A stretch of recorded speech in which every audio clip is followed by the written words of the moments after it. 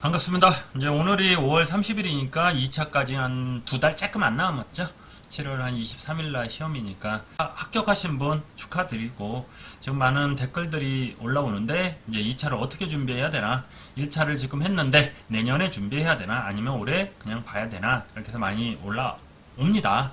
이렇게 보시면 실적으로 제가 이제 카페에 잘 안 올라고 그래요. 보면은 다 이제 좋은 얘기가 없죠. 동영상이 안 돼요, 결론이 뭐예요, 막 있는데 또 그냥 얘기 안 할게요, 이런 것들은. 근데 이제 합격 축하드리면서 제가 이렇게 드립니다 해서 올렸습니다. 이제 달달함지 백장민 씨 지금도 시작할 때 김정 서울 시미몰 77 도안맘 해가지고 이제 합격하신 분, 이제 많은 분, 이분들 외에 많은 분들이 이제 합격을 하셨어요. 이제 문자도 주시고 이제 시험 어떻게 해야 되냐. 일단 결론만 말씀드리면, 제가 기존에 올린 거 갖다 공부하셔도 올해 충분하고요. 그걸로 하셔야 되고, 두 번째는 이제 간혹 이제 다른 분들이 제 강의에 대해서 이렇게 보면은, 한번 보면은 이제 모자르다 막 얘기를 해요. 뭐 이분이 모르는 게 뭐 딴 데서 하고 뭐 해가지고 뭐 딴 데서 공부를 하셔야 된다, 독학으로 뭐 이렇게 하는데, 제가 처음에 이제 설명회에도 그랬고, 제가 손준사 시작할 때도 그랬는데, 제가 최소한 강의를 찍는다 그랬어요. 뭐냐면 여러분들이 너무 힘들어 하시고, 제가 100개를 주면 100개를 소화하실 분이 없어서 70개에서 80개 정도 해서 그것만 완벽하게 준비해서 가자 이제 했는데, 당연히 모자르죠. 20개, 30개 다른 학원에 비해서, 학원에 비해서 한 30개? 뭐 많으면 30개, 20개 그 정도 모자르는데, 저는 최소한이라고 그랬잖아요. 제 것만 확실해도 된다.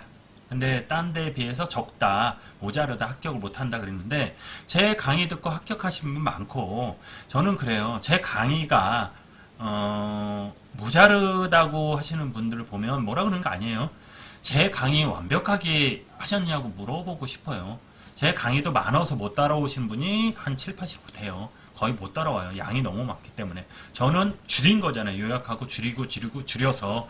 그런데도 불구하고 이렇게 많은데, 이걸 상위 10%, 5%, 10% 기준에서 이거를 100%다 알려드리면 다 포기를 해요. 공부를 이제 열심히 하는 게 아니고 다 포기를 해요. 그나마 드렸으니까 그나마 어떻게 시험장이라도 가시려고 하시는 거지, 이걸 100%다 풀어버리면은 힘들어요, 여러분들이. 그래서 제가 처음부터 70% 분이 강의를 안 했었고 요약한 거고, 이것만 해도 충분하다. 왜냐, 평균이 50대 중반이잖아요. 이것만 해서 가서 공부하시면 됐다 말씀드렸어요. 그러니까 그래요. 여기까지 얘기하고, 그리고 결론적으로 말씀드리면, 제가 더 이상 손준사에서 강의를 못하잖아요. 손준사에서 강의를 못하기 때문에 유튜브에서 촬영을 해서 올리는 수밖에 없어요. 근데 이것도 이제 가끔 이제 뭐 말이 나오는데, 그러면 이것까지 제가 없애야 되냐?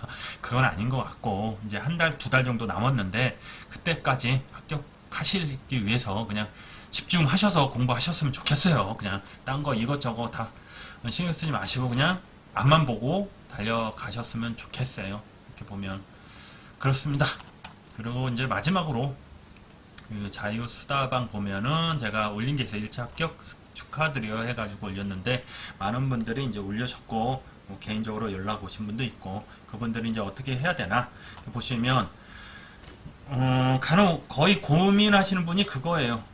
올해 1차 공부하고 2차는 내년에 할게요. 그분 많은데, 저는 절대 그렇게 하지 말라고 얘기를 해요.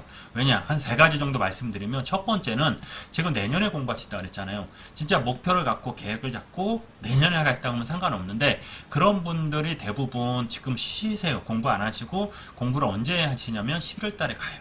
11월 달 공부하시다 보면 한두 달 정도 고비가 와요.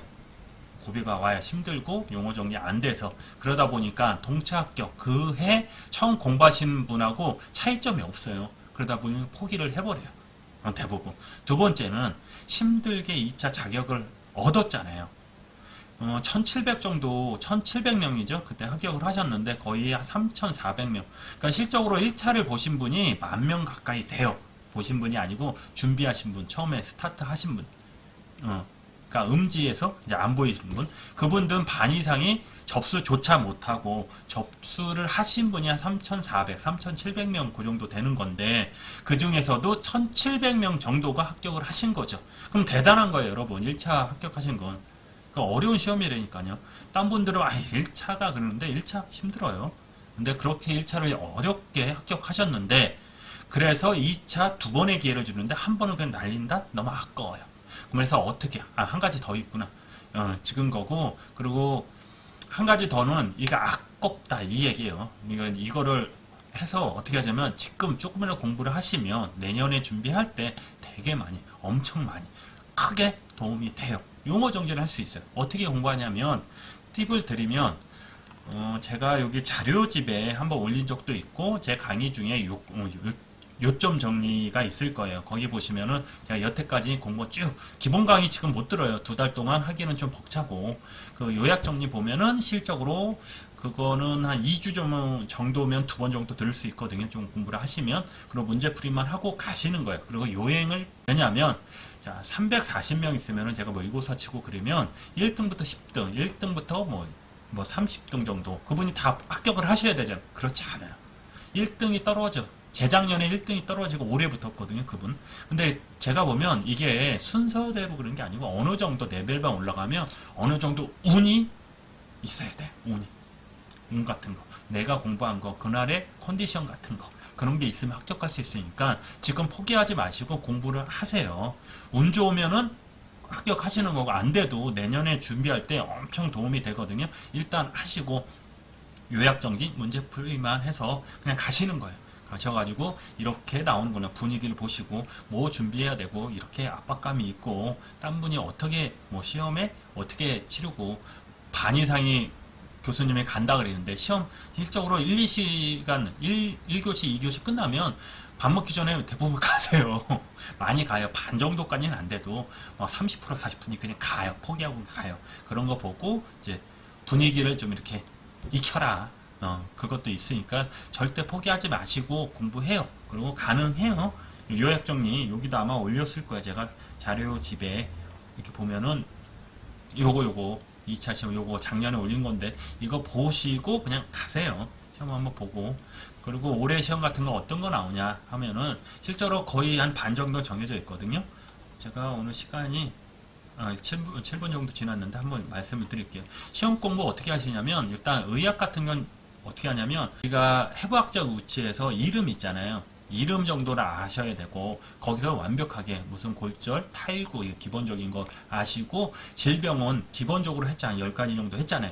뭐 당뇨, 뭐 협신증, 심근경색 이런 것들 기본적인 거 그런 것만 알고 가시고 의학 같은 경우는 문제의 답이 있어요. 문제에 제가 가르쳐준 강의했던 단어가 안 나와요. 근데 자세히 보면 제가 강의했던 내용이에요. 그러니까 잘 보시면 돼요. 그리고 응급처치 이런 거 많이 할 수 있죠 여러분들이. 그리고 이런 경우 이런 질병이 있을 때 어떻게 해야 되냐. 우리가 배운 걸 기초로 해서 이렇게 해야 된다. 왜냐 답이 없어요. 의학은 답이 없어요. 의사들도 한 환자를 보고 이렇게 치료하고 저렇게 치료하고 많은 다방면에서 치료를 하잖아요. 의학도 똑같아요. 답을 딱 정해놓고 하는 게 아니고 뭐 만약에 예를 들어서 뭐 빨간 코 이런 것들은 어떤 질병이다 나오잖아요. 그럼 골절 어떻게 해야 되냐, 응급처치 어떻게 되냐, 응급수술 어떻게 되냐 이런 것들은 답이 있지만 기술적으로 나오는 출제되는 건 답이 없어요. 그러니까 여러분들이 문제에서 당황하지 말고 문제에서 답을 찾아서 어떻게 쓰시면 과락은 안 줘요.